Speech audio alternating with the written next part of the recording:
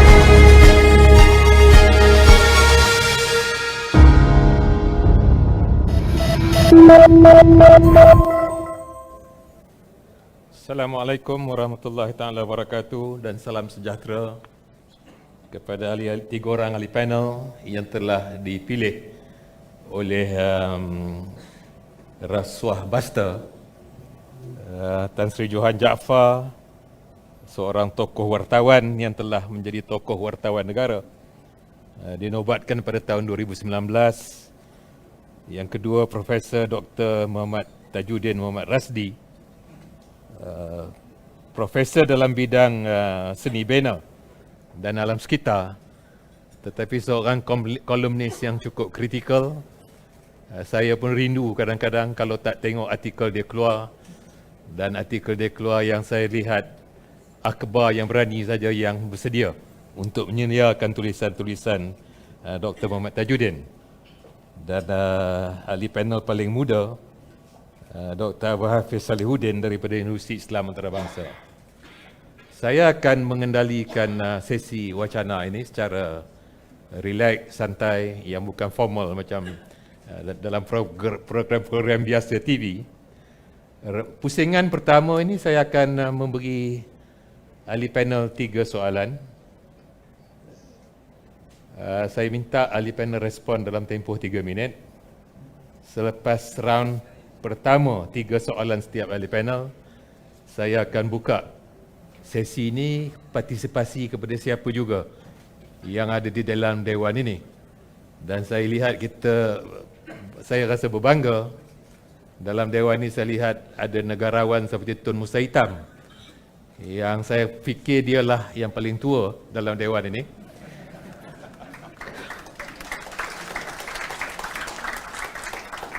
Walaupun sudah lama berhenti daripada jawatan Timbalan Perdana Menteri, saya dengar banyak orang yang membawa tepak sirih meminang untuk dia kembali menjadi pengantin menjadi Perdana Menteri. Tapi dia tolak. Mungkin malam hari ini kita juga dapat berpeluang untuk mendengar suara dia sekejap lagi. Saya akan jolok minta dia bercakap juga walaupun dia tak nak. Jadi saya mulakan soalan pertama kepada 3 ahli panel. Kupasan umum, komentar umum terhadap buku yang dihasilkan oleh Profesor Kamal Hassan. Dimulai daripada yang muda dululah. Kita dulu kan daripada Dr. Hafiz Salihuddin. Bismillahirrahmanirrahim. Assalamualaikum warahmatullahi wabarakatuh. Terima kasih Tan Sri di atas membuka gelanggang perbincangan kita pada tengah hari ini. Baik. Buku ini merupakan satu buku yang seperti mana yang dizahirkan tadi oleh Kebawah Duli Yang Maha Mulia Sri Paduka Sri Sultan Perak, ialah satu buku yang berani menggunakan, saya kira berbeza dengan bahasa Inggerisnya, menggunakan hipokrasi dan dalam bahasa Melayunya kepada kemunafikan. Kerana munafik itu mempunyai pemberat dalam agama, dan akhir sekali dia akan membawa sama ada berada di atas titik merah antara Islam ataupun kufur. Tetapi kita juga tahu bahawa munafik itu juga mempunyai sifat-sifatnya yang disebutkan oleh Nabi SAW. Dan orang Melayu ini selalu juga tidak mahu berterus terang, selalu akan ada sensitiviti yang begitu dalam, sehingga setiap perkataan yang dikatakan itu jarang untuk secara direct mengkritik, memberikan pandangan dan memberikan nasihat. Maka apabila buku ini keluar, dan saya kira ada yang mengkritiknya juga secara tidak langsung, kenapa mengkhususkan kepada orang Melayu, tidak kepada keseluruhannya. Namun saya katakan bahawa teras kepada negara ini adalah orang Melayu, dan dengan menyelesaikan masalah mentaliti khususnya rasuah itu, mungkin dapat menyelesaikan kalau tidak 2/3 tetapi sekurang-kurangnya separuh daripada masalah yang sedang kita hadapi dalam negara ini. Dan teras kepada politik Malaysia itu juga adalah kepada orang Melayu. Jadi itu pandangan umum saya bagi permulaan ini, Tan Sri. Terima kasih.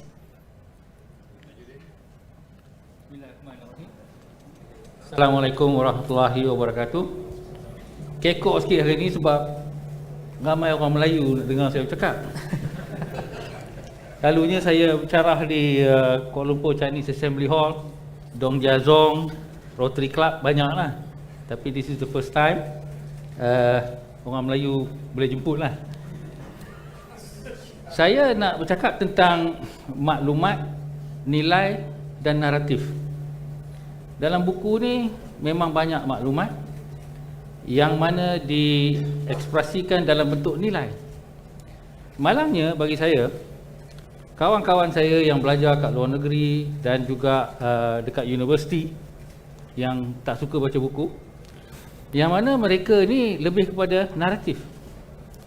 Naratif mereka adalah Islam mesti sentiasa berperang dengan orang bukan Islam. Jadi this is what I call the war narrative. Dan this war narrative, kalau kita berada dalam this war narrative, maka ia akan menghalalkan segala macam rasuah, mengejek, mengata, menipu, memfitnah. Jadi ini dihalalkan di dalam naratif yang pertama. Dan naratif yang kedua yang saya dapati adalah bahawa orang Islam, orang Melayu memikirkan bahawa kalau dia buat apa-apa pun, salah, fitnah ke begitu semena, buat 2-3 buah masjid, bagi orang pergi haji, settle semua. Jadi ini adalah dua naratif yang saya lihat sendiri dalam tulisan-tulisan WhatsApp, yang mana percayalah isu tentang rasuah ni adalah tidak masuk ke dalam minda orang Melayu. Last kali saya nak sebut, sebelum saya datang ke forum ini, poster pun dikomen oleh kawan-kawan saya. Kata, kenapa kau pergi kat satu forum yang mengatakan orang Melayu saja yang salah?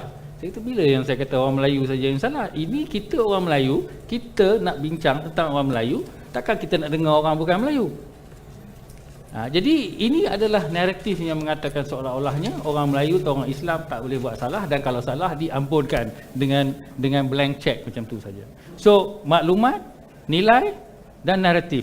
Buku ada maklumat dan ada nilai. Tetapi naratif ni, macam mana kita nak ubah naratif? Terima kasih. Johan. Assalamualaikum warahmatullahi wabarakatuh. Saya sangat beruntung kerana apabila buku versi bahasa Inggerisnya muncul, saya telah mewawancara penulisnya, dan saya sentiasa agak terhujah dan memikirkan apakah yang mendorong beliau untuk menghasilkan buku ini pada usia 8 series. Dan tadi beliau telah memberikan jawapan yang agak panjang lebar, tetapi soalan yang selalu menghantui saya sebab pengalaman saya sebagai salah seorang yang pernah terlibat secara langsung dalam isu yang membabitkan suara rasuah. Saya pernah menjadi pengurusi panel perundingan dan pencegahan rasuah untuk SPRM, dan selalu yang menghantui fikiran saya ialah apa sebenarnya yang berlaku pada masyarakat Melayu. Ini soalan saya yang sentiasa saya tanyakan apabila, lebih-lebih lagi apabila membaca buku Tan Sri Kamal Hassan. Apakah ada DNA orang di kalangan dalam orang Melayu ni yang menyebabkan bahawa begitu sekali kita terdedah kepada kemungkinan untuk terbabit dalam rasuah dan sebagainya. Jadi saya percaya bahawa kalau betul lah ini sebahagian daripada DNA orang Melayu, maka something is terribly wrong somewhere lah. Tapi saya tak percaya hal itu berlaku. Tetapi kerana sistem nilai kita yang telah berubah, tekanan yang telah diberikan akibat daripada permodernan, kemajuan, teknologi dan sebagainya, menyebabkan orang Melayu telah meninggalkan kompas moralnya atau moral kompasnya hingga terbabit dalam hal-hal seperti ini. Maka dalam konteks itulah saya fikir tujuan utama buku ini diterbitkan untuk tujuan itu. Tapi saya cuma nak mengingatkan bahawa dalam kitab sejarah Melayu, bagi saya ini salah sebuah kitab penting yang harus ditelaah dan dibaca. Saya fikir ini adalah satu lagi angle ataupun elemen yang perlu apabila kita bercakap tentang naratif rasuah ini. Di dalam kitab sejarah Melayu ini ada satu ungkapan yang sangat bermakna sekali Tan Sri, iaitu apabila dalam pengarangnya iaitu Tun Sri Lanang menyebutkan tentang bagaimana orang ketika itu melihat kekayaan, melihat emas, melihat kemewahan yang melampau, lalu dituliskan satu ayat, dia kata, "Hai emas, Tuhan bukannya engkau, tetapi yang kehendak hati berlakulah olehmu." Jadi begitu sekali, ini kita bercakap tentang sistem value di dalam masyarakat tradisional, masyarakat feudal yang mulai menyedari bahawa kekayaan dalam konteks itu tentunya emas, mereka melihat bahawa ini adalah punca segala masalah di kalangan orang Melayu dan di dalam kepimpinan Melayu. Terima kasih. Baik, terima kasih.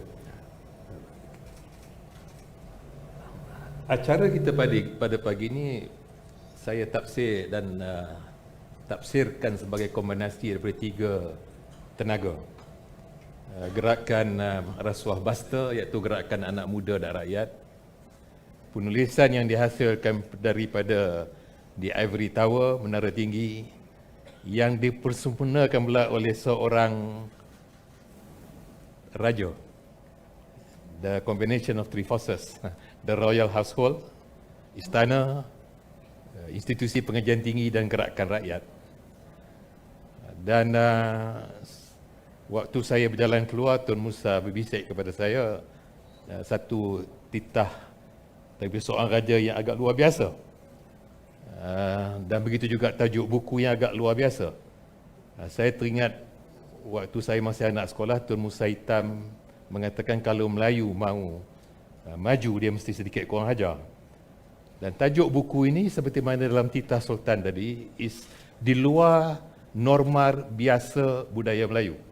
Sebab orang Melayu kalau dia nak tegur menantu pun dia pukul anak, dah begitu bersopan. Tetapi 2 kata kunci tajuk buku ini adalah satu korupsi, satu munafik. Saya minta ulasan daripada panel terhadap titah diraja, tajuk buku dan gerakan Rasuah Basta. Johan. Tuanku Sultan Nazrin memang sentiasa konsisten dalam soal yang membabitkan soal rasuah dan juga tentang soal nilai moral dan sebagainya. Kita tahu ini bukan kali pertama beliau menyatakan pendirian yang sangat tegas tentang hal itu, dan saya percaya itu pun satu keluarbiasaan bagi seorang monark, seorang raja, untuk bercakap secara terus terang tentang perkara-perkara seperti itu. Selalunya macam kita selalu katalah orang Melayu ni banyak cakap berlapis dan sebagainya, tetapi dalam soal yang membabitkan soal salah guna kuasa, tentang soal rasuah, Sultan Nazrin memang tidak pernah, apa kata orang tu, berlapik dalam soal itu. Dan saya juga melihat bahawa daripada satu segi keperluan untuk kita melihat secara jujur hal ini, kita memang betul lah kita ada budaya, tradisi dan sebagainya. Memang betul lah apa yang disebutkan oleh Tun Musa Hitam satu ketika dahulu, keperluan untuk kita menjadi kurang hajar. Tetapi dalam konteks ini saya fikir memang ini satu perkara yang sangat perlu untuk kita menyatakan secara tegas apa sebenarnya masalah kita pada hari ini. Masalah kita adalah pimpinan politik, masalah kita adalah hipokrasi, dan diterjemahkan. Saya pada mulanya saya selalu menggunakan perkataan hipokrasi, tetapi nampaknya Tan Sri Kamal Hasan mengambil elemen keagamaan itu, sebab itu digunakan kemunafikan lebih kuat daripada impaknya itu, daripada perkataan hipokrasi itu.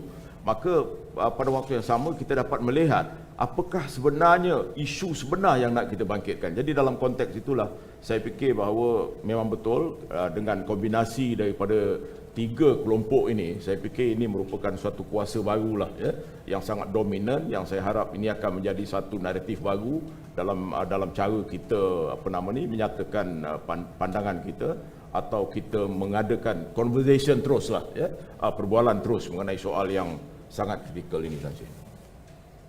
Julid. Saya nak cakap benda yang tak bersetuju dengan tuan moderator pasal dia kata tentang kombinasi universiti, sebab saya nak cakap pasal penyakit universiti. Saya dah 34 tahun dalam universiti, yang public pun ya, yang swasta pun ya.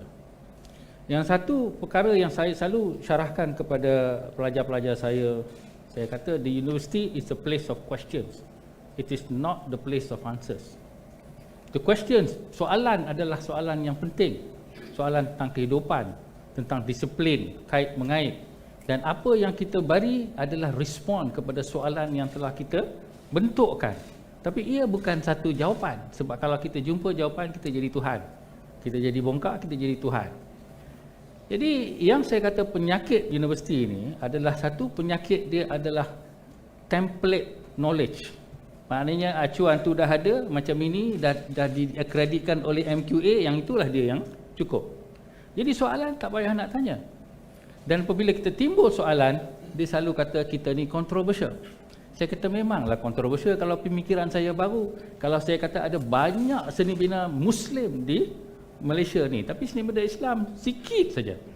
Dan kebanyakan masjid-masjid hanya seni bina Muslim, bukan seni bina Islam. Itu satu benda kontroversi. Apa pandangan Prof tentang seni bina Islam? Kata kamu buat menara banyak-banyak tu buat apa? Dia bukannya berfungsi.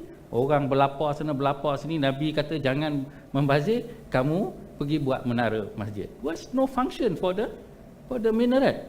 Itu satu benda yang kontroversial sangat, Prof. Dan apabila saya kaitkan politik dengan seni bina, apabila saya kata seni bina demokrasi, seni bina Putrajaya adalah bukan seni bina demokrasi. Bahasa seni binanya hanya menggunakan representasi Melayu, bukan mewakili kebanyakan bangsa-bangsa di dalam negara kita. Pun kontroversi juga. Jadi di universiti ni, dia tak suka kontroversi. Dia suka ikut acuan. Terutama acuan kerajaan. Yang public universitinya supaya ialah administrator dia lagi naik pangkat. Yang private university dia takut nanti tak diakreditkan sebab ada orang yang kontroversi. Baik, Saya terima kata kasih, kalau tak ada Dr. kontroversi susah. Terusnya saya minta komen Dr. Hadi. Saya fikir ada dua perkataan yang penting dalam tajuk ini, iaitu korupsi dan juga kemunafikan, yang memang sebenarnya sangat penting. Kerana kita banyak menggunakan perkataan rasuah di Malaysia. Dan rasuah itu dialah satu juzuk yang kecil di bawah lembayung perkataan korupsi. Korupsi itu lebih luas, penyalahgunaan kuasa dan pemberian yang lebih banyak, itu satu. Dan apabila perkataan munafik itu, kita tahu ada munafik i'tiqadi, munafik amali. Dan Nabi SAW dalam dua riwayat yang berbeza, dalam Sahih Al-Imam Al-Bukhari menyatakan tentang ayatul munafik thalath, tanda bagi orang munafik yang menunjukkan tabiat sifat dia ada tiga. Idza kadzaba, idza hadatha kadzab, wa idza wa'ada akhlaf, wa idza tumina khan. Apabila dia bercakap dia berbohong, dan apabila dia diberikan amanah dia curang, dan apabila dia diberikan wa idza tumina dia khianat terhadap apa yang diberikan kepada dia. Dan juga Nabi SAW dalam riwayat yang lain menunjukkan kepada 4 pula, tambahan daripada satunya. Wa idza ghadara fajar, apabila dia bergaduh dia akan pergi melampau. Dan dalam konteks politik Malaysia pada hari ini, kalau kita lihat bagaimana kita memang sedang membentuk politician berbanding kita membentuk leaders. Dan apabila dikatakan tentang wujudnya unsur daripada istana, wujudnya unsur daripada masyarakat awam, wujudnya unsur daripada IPTA, dan inilah yang apa cuba kita lakukan di sini. Dan pergerakan awam masa itu perlu untuk digerakkan, dan rasuah basta sedang memulakan. Tetapi ini tidak mudah. Ini tak mudah. Sebab kita pun tahu dalam kajian-kajian terbaru, masyarakat terutamanya pelajar di IPTA yang survey ini dilakukan, apabila dia mungkin boleh mendapat manfaat daripada korupsi dan juga rasuah itu, dia tak ada masalah untuk terima. Dan itu jugalah yang menjadi satu bebanan buat orang agama. Kerana orang Melayu ni selain daripada bangsa, dia punyai unsur agama yang sangat kuat. Dan tidak ramai kepada penceramah dan orang yang berkhutbah yang berada di meja-meja penceramah ini mahu untuk bercakap secara terbuka, secara lugas, secara tepat berkaitan dengan rasuah. Dan kita memang satu bangsa yang selalu cakap berlapik. Buku yang ditulis oleh Prof Kamal ini dan ucapan yang kita katakan itu memang ia satu naratif, memang ia satu idea. But at the end of the day, kita perlu menjadi realistik. Apabila ingin membentuk pembuat-pembuat dasar itu, ia perlu melalui pilihan raya. Dan apabila kita katakan anak-anak muda, saya tahu ramai partisipasi pada hari ini orang muda, kita perlu tahu bahawa untuk membawa mereka menjadi pembuat dasar, sama ada ahli Dewan Undangan Negeri, sama ada ahli parlimen, itu tidak mudah. Kerana unsur financial, unsur wang itu sangat-sangat penting dan juga kuat untuk masuk ke dalam pilihan raya. Katakan dia mempunyai kaitan ataupun keterikatan dengan badan IPTA ataupun IPTS ataupun badan yang bukan institut pengajian sekalipun, dia terpaksa untuk tinggalkan pekerjaan dia yang bergaji. Dan sebab itulah kita akan lihat kepada watak-watak dan calon-calon yang lebih senior, apabila mereka mempunyai kewangan yang lebih stabil, pekerjaan yang lebih stabil, dan anak-anak muda ini tidak mudah untuk masuk dan bertanding dan menjadi pembuat dasar. Dan akhir sekali, circle-nya akan tetap sama. Terima kasih. Saya nak dapat benefit daripada Tan Sri Johan yang pernah menjadi panel perundingan Badan Pencegah Rasuah. Berdasarkan pengalaman tersebut, apakah cabaran paling utama yang SPRM sebenarnya hadapi daripada segi tujuan dia dan hasrat untuk mencapai membasmi rasuah seserius-seriusnya? Kalau boleh kita berkongsi pengalaman dalaman ini. Pengalaman yang sebenarnya sangat menakutkan. Selama 6 tahun saya menjadi pengerusi panel itu, termasuk pada kemuncak krisis ataupun permulaan masa itu siasatan SRC International. Ada beberapa orang teman saya di sini menjadi ahli panel itu juga, termasuk Datuk Usyam. Dan itu adalah kemuncak daripada usaha yang dilakukan untuk membuat siasatan itu. Dan kita harus ingat pada ketika itu 2 orang petugas penyiasat telah di cold storage kan, dipindahkan. Jadi kita terpaksa membuat kenyataan yang agak keras, meminta supaya mereka dikembalikan untuk meneruskan siasatan itu.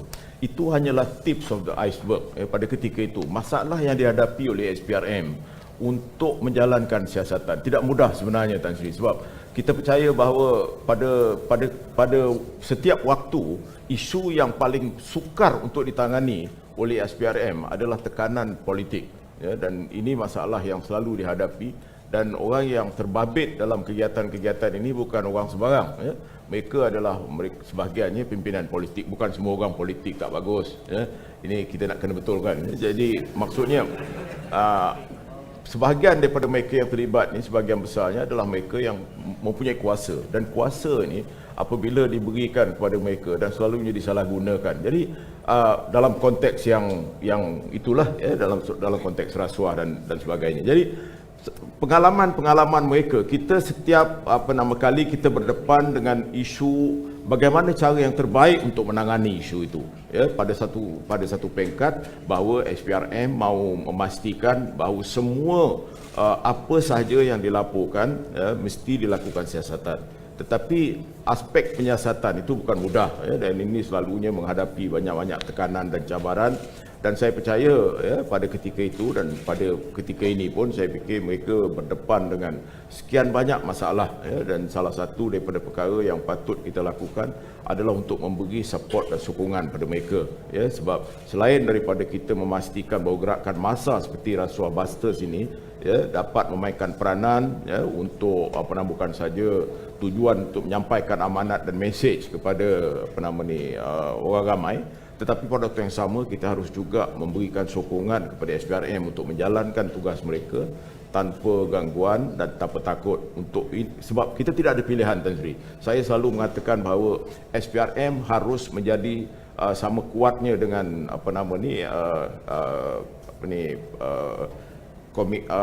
KPK Indonesia, supaya mereka dapat bertindak secara telus dan dapat menjalankan tugas dengan baik.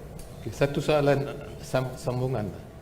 Kalau markah grading tu 1 ke 10, 10 tu maknanya bebas, 1 tu paling tidak bebas. Berapa markah yang Tan Sri boleh bagi kedua status SPRM dari segi kebebasan campur tangan politik pada hari ini? 6 lah. 6 ya. Okey lah. Lulus lah. Boleh dapat general degree lah. Dengan Datuk Profesor Tajudin, saya ingin bertanya. Kumpulan-kumpulan yang dikatakan intelek ni, yang faham, tahu adanya rasuah, tapi kalau saya menggunakan ayat daripada Titah Diraja tadi, bersedia dengan tahap intelektual dan pendidikan yang tinggi itu, kita lihat bersedia menjadi kuda-kuda tunggangan kepada perasuah-perasuah. Bagaimana kita imbangkan antara daya fikir dan otak yang begitu intelek dengan kelakuan yang sanggup menghambakan diri? Ya, terima kasih. Dari isu ini, saya ingin menggunakan contoh pada rakan saya Ramli Ibrahim yang dijemput untuk bersyarah di Public University dan ditolak atas dasar bahawa dia bercakap tentang Hindu, maka ini satu benda yang tidak baik. Maka saya kata, tak ada ke profesor-profesor itu yang faham tentang art. Kami bidang arkitektur, kita faham tentang art. Jadi untuk menjawab soalan daripada Tan Sri tadi itu, the problem first of all is in the education. Kita train engineer saja. Dia tak tahu pun pasal art, culture, heritage dan perkara-perkara yang lain untuk menjadi satu holistic human being.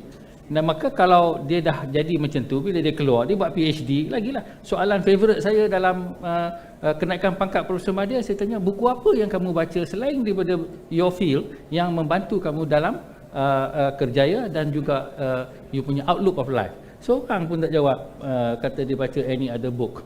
So this is back to the idea of first of all education. And kalau education tu hanya terkongkong kepada satu disiplin saja, maka susahlah kita nak memikirkan bahawa demokrasi itu apa, ruang ni macam mana, kalau kita buat begini, apakah terjadi kepada masyarakat, sosial dan sebagainya. So that is the problem of specialization too much. Soalan berikut saya. Berdasarkan latar belakang pendidikan agama yang terbatas, saya dipahamkan 2 khutbah dalam sembahyang Jumaat itu adalah sebahagian rukun sembahyang Jumaat. Itu sebab sembahyang Jumaat itu dikurangkan kepada 2 rakaat. Jadi maknanya khutbah itu sebahagian daripada sembahyang. Bagaimana boleh berlaku dalam khutbah sembahyang Jumaat seorang menteri yang melatar belakangkan pendidikan agama mempertahankan 1MDB dalam khutbah dan dipancarkan ke seluruh negara selain daripada jemaah dan masjid negara. Jadi dari segi, dan tidak ada ulama yang berani menegur, bercakap dan membuat komentar terhadap perkara yang pada saya. Jadi saya oleh kerana tidak ada latar belakang agama yang tinggi, saya inginlah mendapat satu pencerahan daripada Dr. Abu Hafiz daripada segi sampai ke peringkat itu kita boleh misalnya mengkorupsikan dan perkara-perkara yang berkaitan dengan rasuah. Kadang-kadang benda yang kita perlu faham bahawa this religion is divine, but our scholars are not. Agama ini adalah wahyu, tetapi kita ada watak-watak agama yang kadang-kadang menjual agamanya itu untuk kepentingan dunia dia. Dan inilah yang berlaku kepada masyarakat kita.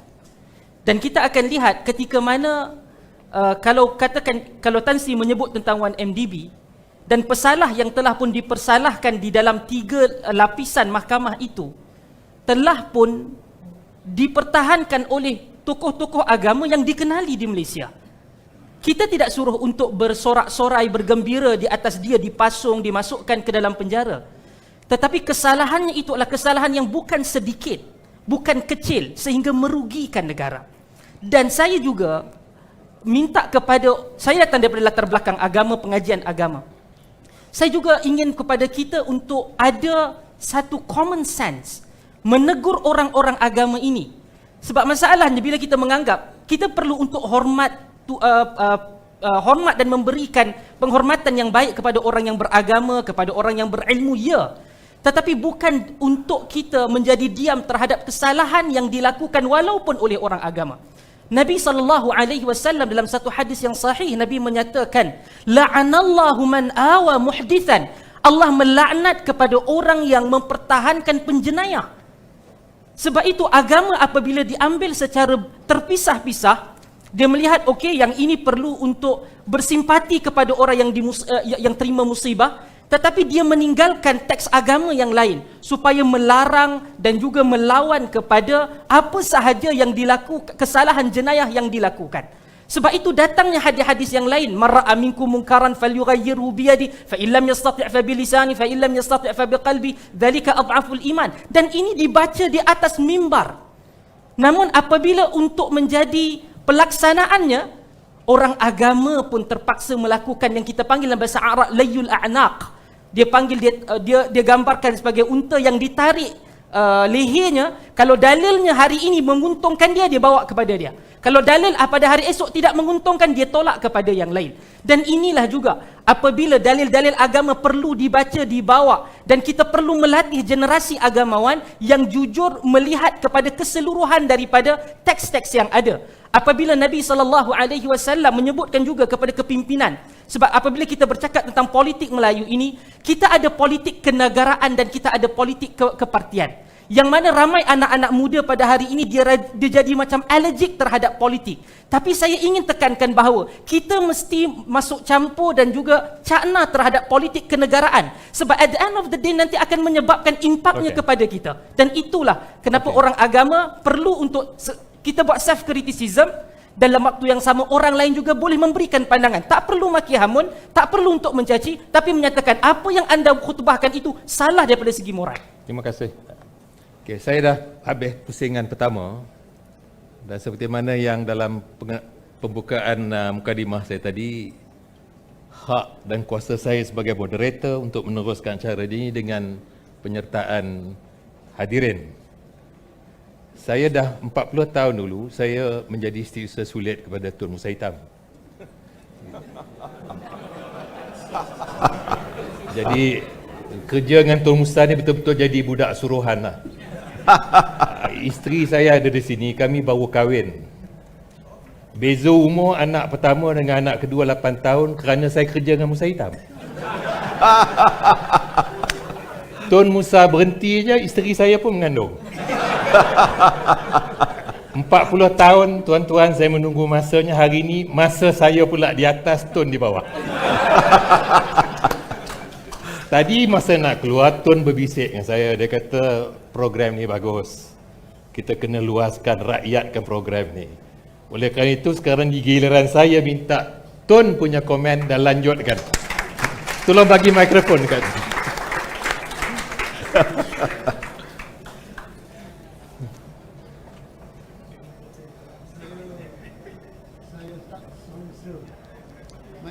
Okey.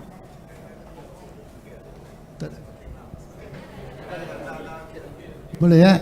Boleh. Boleh. Saya tak sangka dipanggil oleh Anwar untuk membuat kenyataan yang sangat-sangat penting waktu negara kita sendiri menghadapi masalah-masalah yang berikut.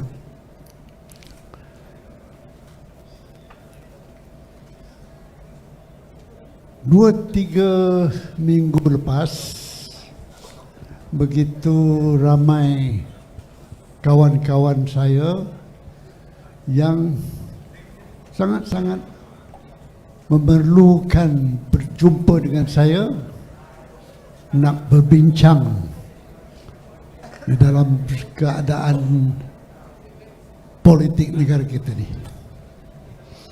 Saya tak mau, kalau boleh sekarang tak mau campur, tetapi macam mana pun mereka datang ke rumah saya, 5-6 orang. Saya mengalu-alukan kedatangan mereka. Saya tanya kepada mereka, nak apa ni diorang datang sibuk-sibuk tak berhenti nak minta saya berjumpa mereka.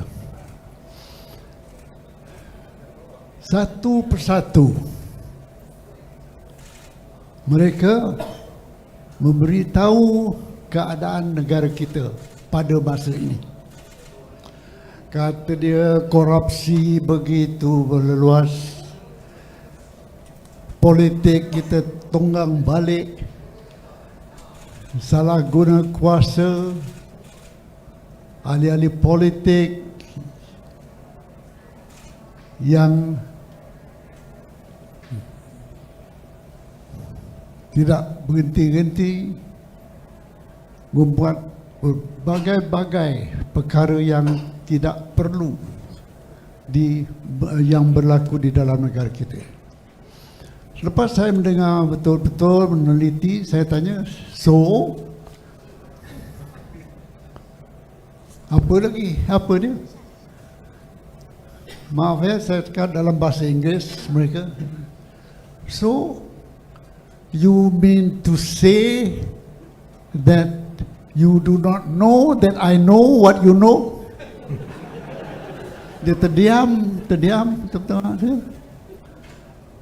Apa benda? Kalau macam gitu, kita tak payahlah berjumpa. Begitulah perasaan saya sekarang bersama-sama dengan saudara-saudari sekalian. Saya takut-takut lepas mendengar satu persatu, barangkali we are talking to each other what we all know. Pagi, petang, siang, malam. Ada berapa dengan apa passion. Ada yang memberi analisa yang berasingan. Yang penting kita harus ingat ialah yang pertama, orang-orang Melayu tak faham apa korupsi. Mula-mula kita mencapai kemerdekaan, passion kita di dalam soal kemerdekaan. Orang Melayu nak hidup ikut cara ajaran agama, konsepnya senang. Be a good Malay. Dalam agama, sembahyang, mengikut amalan-amalan yang tidak menyusahkan dalam masyarakat. Selepas itu kita dapat kemerdekaan. Orang Melayu tertinggal di kalangan pucuk pimpinan yang sedar. Dan hasil daripada itu kita mewujudkan dasar ekonomi baru. Orang-orang Melayu daripada spiritual beings kepada manusia yang cuba memulakan perlunya kita mahu to want to demand what is known as materialism. Itulah permulaan pengalaman kita di dalam proses yang dikenal sebagai korupsi. Tak maulah saya bercakap lebih panjang daripada ini sebab saya jarang sangat ada peluang nak bercakap. Kalau saya bercakap terlampau banyak sangat nanti it will spoil the day. Tapi cuma saya ingin mengatakan kepada saudara-saudara sekalian, soalnya sekarang kita semua masalah, apa masalahnya? Tiap-tiap hari dari sudut agama atau social responsibility dan sebagainya, kita tahu soalnya apakah yang boleh ataupun harus dilaksanakan to prevent. Kita mula nampak cara-caranya. Cara-cara yang kita nampak sekarang inilah mengikut undang-undang yang wujud di dalam negara kita ni. Kalau kita tanya dari segi sudut agama, apa yang kita dengar tadi daripada profesor, itulah yang harus kita ambil perhatian dan juga mengambil tindakan. Tetapi yang pentingnya mengikut modern Malaysia system. Nampaknya penggunaan undang-undang pertama kali di dalam negara kita, pucuk pimpinan yang tertinggi di dalam negara kita ni diambil satu tindakan yang orang-orang kampung dan di kalangan pucuk pimpinan ataupun masyarakat biasa kata, apa jadi bagaimana apa yang terjadi kepada negara kita ni, pucuk pimpinan ditangkap. Itu satu pengajaran dan perasaan, proses perasaan dan pengetahuan apa yang harus diambil tindakan berasas kepada undang-undang di dalam negara kita sendiri. Terima kasih, Itu Tun. sebagai Ya. tunjuk ajar saja. Okey. Itu sajalah saya apa yang saya nak katakan kepada Ya, saudara. ya. Terima kasih. Teruskanlah Ya. pelaksanaan perkara begitu. Saya Itu sajalah. Saya buka kepada kasih. mana-mana yang terima kasih Tun. Buka kepada mana-mana yang hadir dan saya tidak bataskan penggunaan kepada bahasa Malaysia saja. Kalau ekspresi dan pandangan itu lebih selesa disuarakan dalam bahasa Inggeris, saya terima. Tapi kalau dalam bahasa Tamil dengan Mandarin tu saya minta maaf lah, moderator pun tak reti nak faham. Silakan. Perkenalkan diri. Saya Perumal, wartawan dari Malaysian Landband. Ya. Okay. Now we are very impressed with the ucapan our Tan Sri Sultan Raja Nasruddin.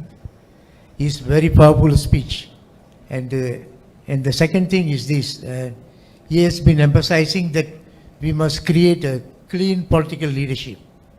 Something like that. And also our Tan Sri Dr. Muhammad Kamal Hassan, dia pula memperjuangkan untuk mewujudkan suatu masyarakat yang beretika dan berintegriti. So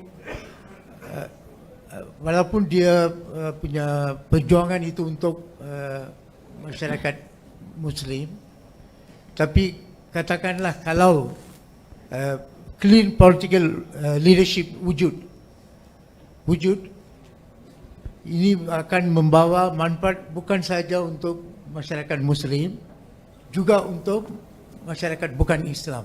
Pasal kita di bawah pimpinan nasional, maksudnya pimpinan termasuk Muslim dan bukan Muslim. Itu sajalah. So we give all the moral support lah. Terima kasih. Ada lagi? Saya tengok orang muda pada hari ini bukan orang muda. Ya, silakan. Datang ke depan supaya kamera boleh capture.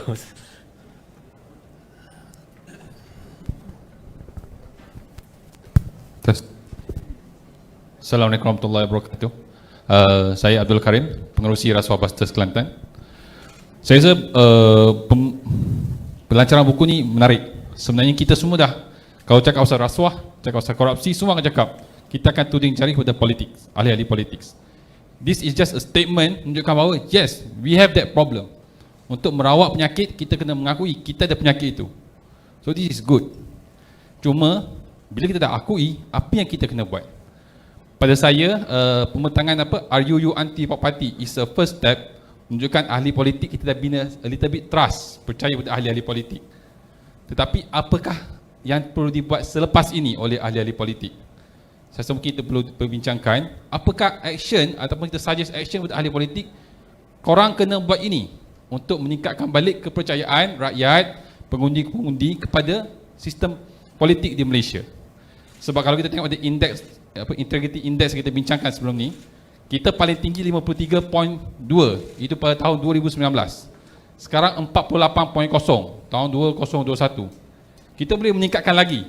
Dan negara jiran kita Singapura nombor 4. Why not kita cuba naik dan naik dan naik, makin tinggi dan makin tinggi. What should politician do and what should pengundi-pengundi do untuk bantu politician itu supaya bantu Malaysia lebih baik. Ada lagi? Silakan. Ya, sila.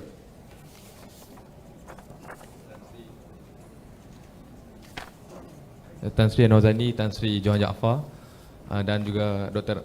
Tajuddin dan Dr. Hafiz rakan-rakan Sidang Harian, Tan Sri Kamal Hassan, seluruh pendengar atau penonton live pada pagi ini. Sebelum saya nak tanya soalan, saya nak quote satu yang disebut oleh Syed Hussein Alatas dalam buku Rasuah, yang kita dalam ABIM kita biasa sebut ataupun kita bicara tentang isu rasuah dari perspektif Syed Hussein Alatas. Saya Faisal dari ABIM.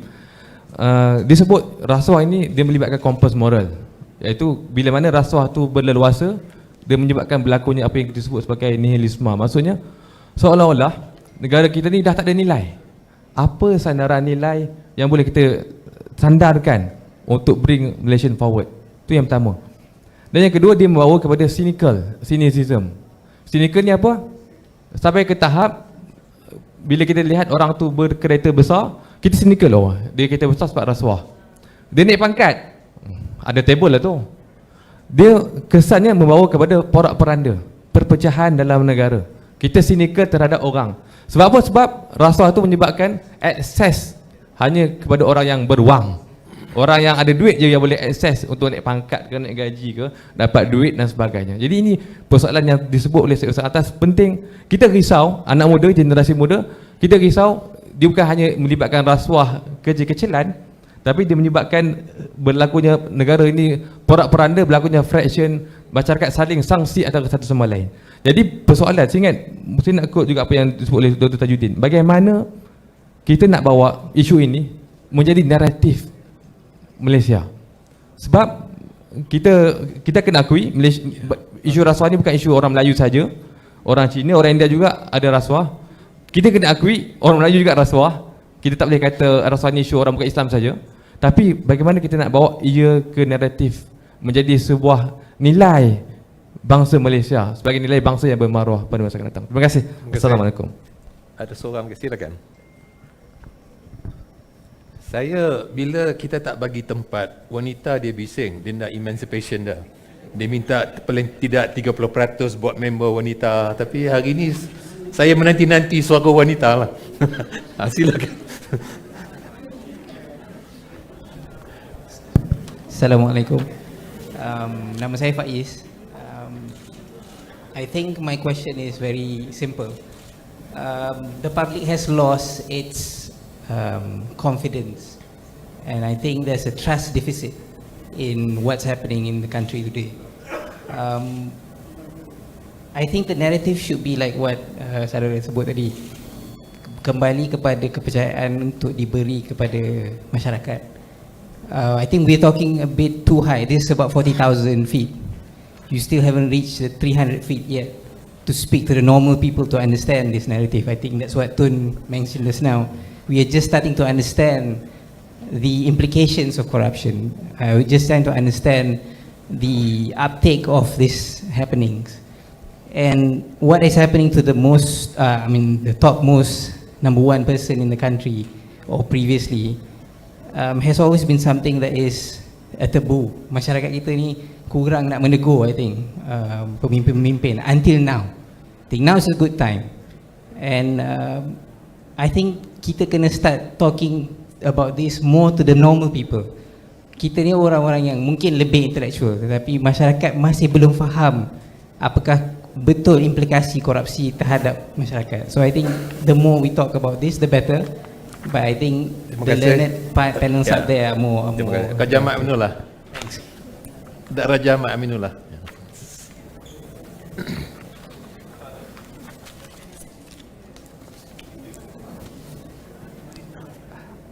Silakan wanita dulu, Kemenku. Silakan. Wabarakatuh. Terima kasih. Bukan kerana disuruh untuk bercakap, wakil wanita, tapi memang terpanggil untuk bercakap. Saya Zaitun binti Ishaq daripada Pendidikan Awal Kanak-kanak.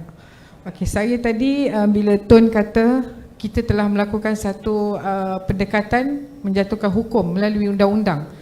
Saya nak petik di sini supaya undang-undang ada satu perkara yang wajib, dan kedua yang wajib adalah pendidikan. Saya nak sentuh kepada bidang pendidikan di sana. Pendidikan awal ini perlu daripada prasekolahnya, di sekolah rendahnya, sekolah menengahnya, barulah daripada IPT. Kalau IPTA, kita nak bagi tentang kebaikan dan keburukan rasuah ni, bak kata tuan tadilah, kita akan gagal, tak seperti mana yang kita hasratkan. Tetapi saya tersentuh bila video seorang kanak-kanak bercerita tentang rasuah daripada Rawsah Buster yang buat video tu. Itu adalah pendekatan yang paling baik dan berkesan sekali. Sebab melahirkan perasaan takut rasuah perlu ada daripada peringkat akar umbi, daripada bawah. Didikan pertama adalah ibu itu mendidik sampailah kepada guru. InsyaAllah saya berharap agar benda ini dapat diteruskan kepada peringkat pendidikan, agar pendidikan kita menjadikan subjek utama ini adalah wajib kepada semua sekolah. InsyaAllah. Raja Ahmad.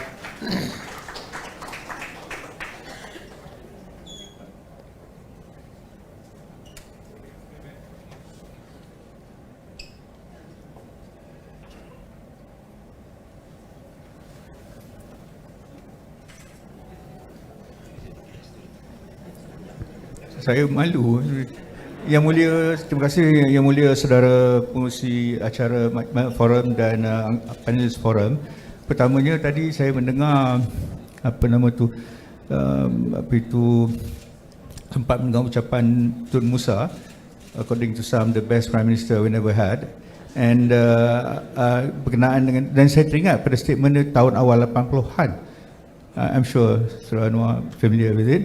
Dia menggesa orang Melayu supaya sedikit kurang ajar, which was of course misinterpreted and caused some controversy. Tapi saya faham even then, barangkali as a young guy, bahawa what he meant was kita harus kurangkan feeling of utmost reverentiality supaya lebih dapat direct kepada masyarakat yang kita cintai ini. Dan Alhamdulillah Profesor Kamal dalam bukunya dan dalam ucapan yang tadi saya terkejut, kerana saya juga ada menulis hal yang sama, tapi bila dia kata buang orang tua tu, dalam buku saya luncur ke entry luar baru-baru ni, saya kata orang muda harus mengambil peranan yang lebih aktif dan prominent. Tak adalah nak kata buang orang tua kan. So Prof Kamal now has come to that realization barangkali kerana kebobrokan dalam masyarakat kita.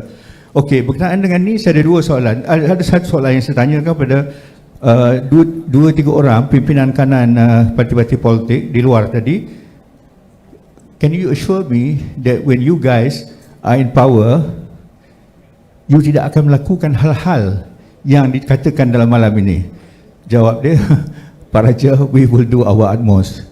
Dalam hal ini, my final point dan soalan, kalau boleh, oleh panelis dan juga pimpinan parti-parti politik, tapi saya lihat hampir keseluruhan pimpinan parti-parti politik, termasuk yang mudanya, telah keluar dan tak berada di forum ini. So much for listening to others. So much for listening to others, my dear politicians. Left, right and centre.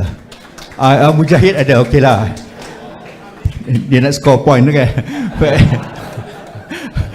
Anyway, which is, saya pernah sarankan kepada KP, Ketua Pengarah SPRM, 3 tahun yang lalu, supaya kita wujudkan state funding of political parties sebagai satu cara untuk mengurangkan korupsi dalam politik, dalam political process.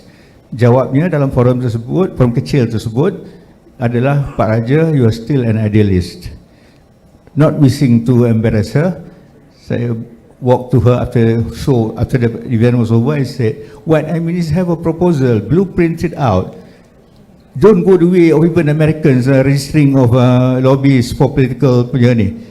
Go the whole hog like some North European countries, which is state funding of political parties. At the same time, dalam education system kita wujudkan curriculum yang dari kecil melalui games ke melalui apa ke, memberitahu anak-anak supaya in 10-20 years time mereka lebih familiar dengan suasana corruption is something evil and something to avoid it.